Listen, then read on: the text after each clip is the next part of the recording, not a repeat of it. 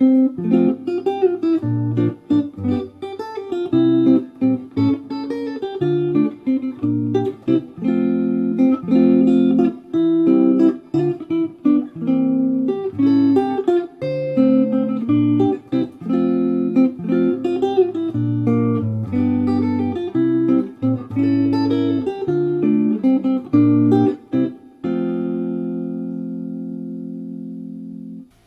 that's it. That's the whole tune. 30 seconds of music, right? For however many hours it took you to prepare that piece. That's not enough to make it through a whole gig. Even if you had 100 of those, that's not nearly enough music, right? You're probably going to be playing at least an hour, maybe 2, maybe 3 hours. How are we going to make more music out of that? Great. So here's what we're talking about. Functional chord melody arrangements. This is not high art. We are not Jim Hall. We are not Joe Pass. We're not Tuck Andrus. We're not Charlie Hunter. We're just trying to get through the gig because this is something we don't do on a regular basis, and we're usually focused on playing our country band gigs, our rock band gigs, maybe jazz band gigs, all those kind of things, right? So we're trying to get more music with less preparation and get through the gig. These are basics that can be personalized, so you can add your own flair and your own style, obviously, and you should. And also you can start and stop these, you can vamp, you can play them probably while you're talking to somebody else. As a solo guitarist, people will come up to you while you're playing a song and say, "Oh, that sounds great, thanks for being here, I appreciate the music," or whatever. And you can either stop, which is kind of awkward, right in the middle of it, or you can keep playing for a little bit while they just say, "Hey, thanks, Merry Christmas," and continue over to the snack bar, right? So that's some of the advantages of this.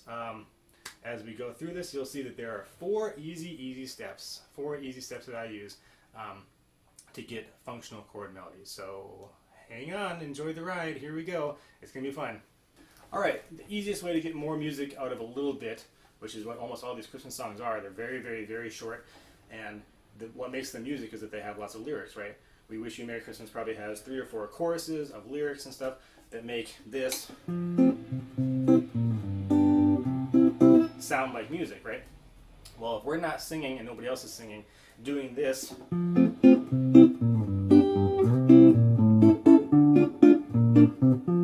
over and over and over again doesn't sound like much, right? So we're going to do a lot of modulation. Modulation is moving from one key to another key, and this happens all the time in music, and specifically in Christmas music, which is usually when we're doing solo gigs, because the songs are so short. There's just not enough musical material. If you listen to any recording of Christmas songs, all the old classics, Bing Crosby, Frank Sinatra, all those guys, whatever, 40s and 50s and 60s, you'll hear them modulate on pretty much every Christmas song. Other benefits of modulating. 1, if you are working with a singer and she or he says, "Hey, can we take this up or down, a half step or a whole step or a third or whatever," and you say, "Hey, I know it in this key." She's like, "No, that's too high. Can you play it down a half step?" Sure. Easy. They say, "Hey, can you take it up a minor third from that?"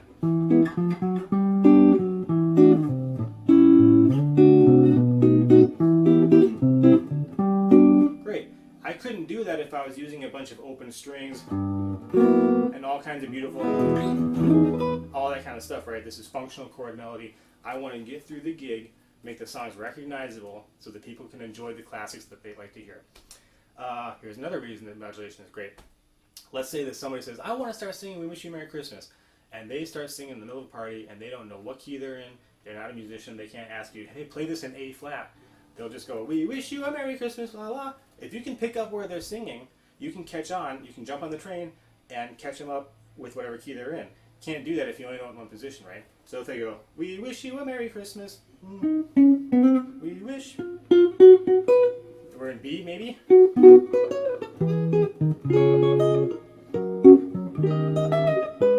Is it pretty? No. Will it get you through a couple of choruses of, you know, the drunk bridesmaids singing "We Wish You a Merry Christmas"? Sure. Right?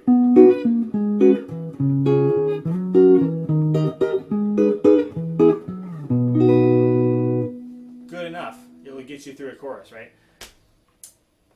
Modulation.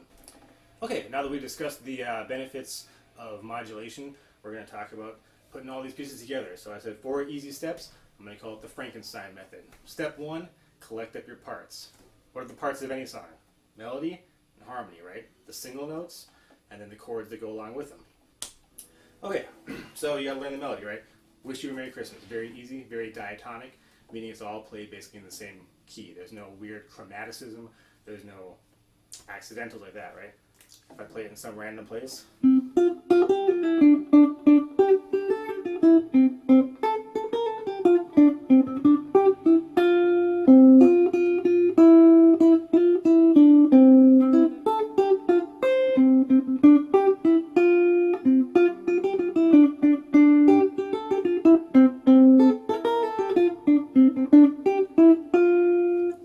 That's the melody, right? Very easy to play. You can see I'm just playing it in one place. I'm not jumping all around, anything like that. Let's play the chords. We wish you a Merry Christmas. We wish you a Merry Christmas. We wish you a Merry Christmas. We wish you a Merry Christmas and a Happy New Year. Good tidings to you and all of your kin. Good tidings for Christmas and a Happy New Year. I'm not singing very well. I'm probably not singing the right words. But you can see as soon as I start playing chords, I don't have to worry about the melody. Somebody else is singing it, right? Wish you a Merry Christmas. We wish you a Merry Christmas, right? Easy.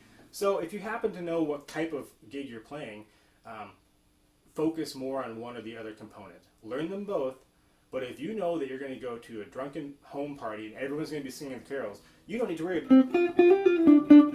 They're going to be singing that, right? So you can go, yeah, for sure. Oh, thank you.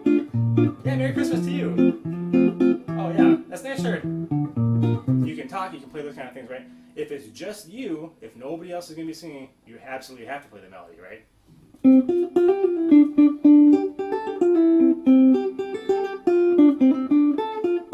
Right, and if it's just you, you got to have it locked in, not like I just butchered it there. Even if you just play only the melody, that can get you through a gig. You can play it in different octaves if you want.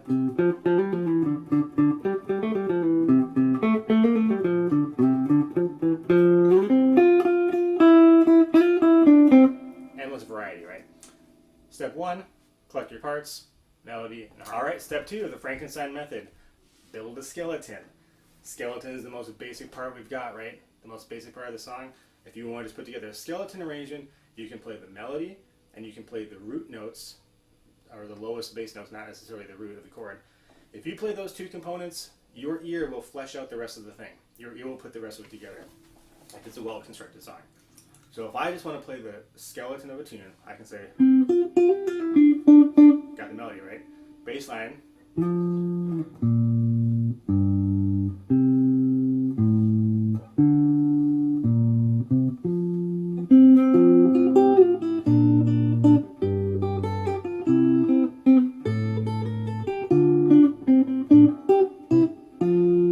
I'm just playing 2 notes at a time. That's it. Already it sounds like something. It sounds like you've done something, right?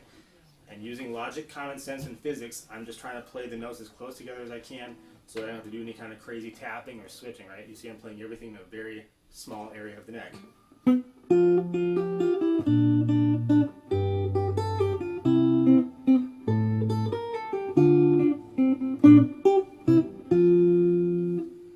That will take a little bit of work, for sure, but spend the time doing that now so that step 3 and 4 are even easier. So step 2, build the skeleton.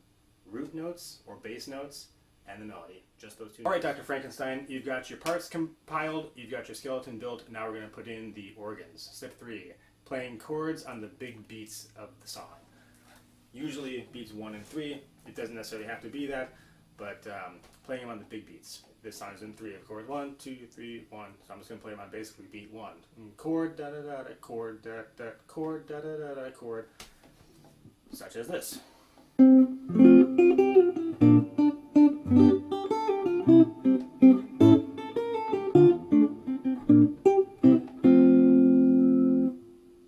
Sounds easy, takes a little bit of work.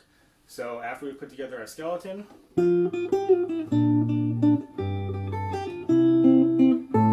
now we're just going to play the chord that logically and physically has to fit within that space.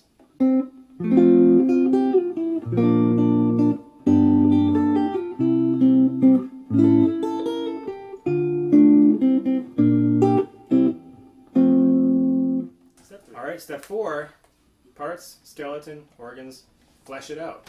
Now comes the part where we can mess around with the internal bits of it, right? We know that it looks like a person. It's got all the parts of a person. Let's flesh it out a little bit.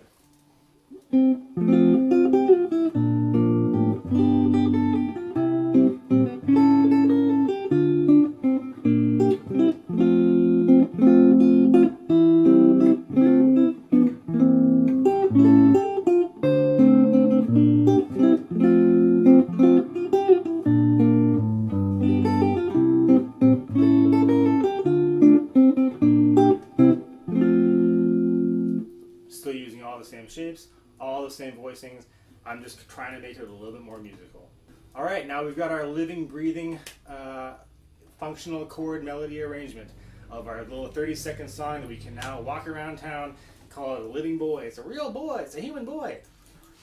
If I know an F, and I'm using all closed voicings for guitar players, meaning no open strings, I also know it in F sharp.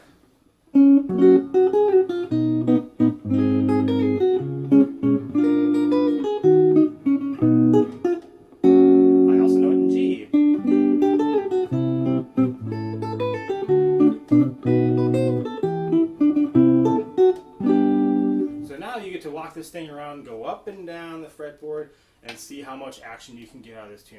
I guarantee if you just play it 30 seconds in F, 30 seconds in F sharp, G, blah, blah, blah, blah, blah, and come back down, you've got 30, 60, 90, 120, 150, 180, that's 3 minutes, 210. Now we're up at B flat, come back down again. That's like a 6-minute tune. Is it boring? Can be, but it's not going to sound that boring because we're going around, we're making different sounds, we're in different registers, all that kind of thing, right? Be careful when you're moving these around because you will have a low and also, of course, a high termination. You're going to have a low, lower limit of where you can play these. If I start in F and I want to start going lower, at a certain point I'm going to get to a point where I can't play those notes anymore, right? So let's see what that lower limit would be.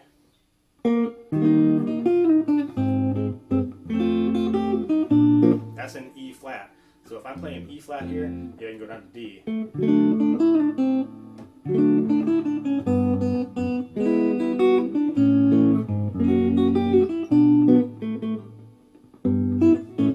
I think D is the lowest I can go, right? So just be aware of those limits are. If somebody says, hey, can you play this in D flat? Yeah, you can, but you can't play it here.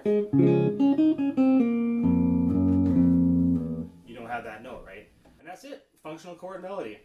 All right, call it the Frankenstein method, right? 4 steps. Collect up all your body parts, build your skeleton, put some organs in there, flesh it out, walk it around town.